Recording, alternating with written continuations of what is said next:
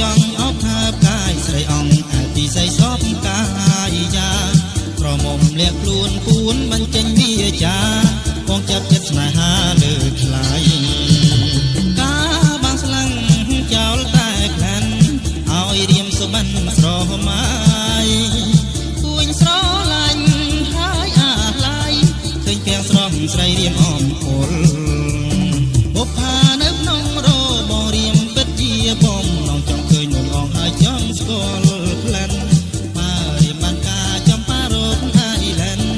រៀមតែថ្នមផ្លែនមិនឲ្យ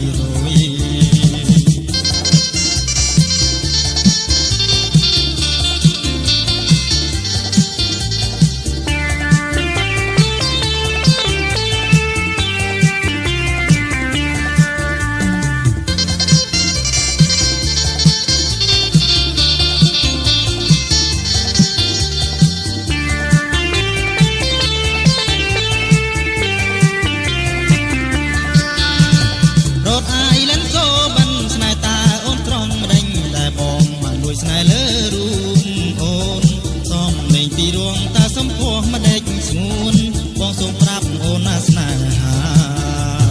បងចង់ឆ្នាំថ្នមមកមិនចង់អបថាបកាយស្រីអង្គអាទីស័យសពកាយចា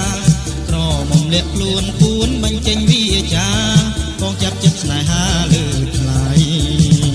ការបាំងស្លាំងចោលតែក្លែនឲ្យរៀមសុបិនស្រមៃ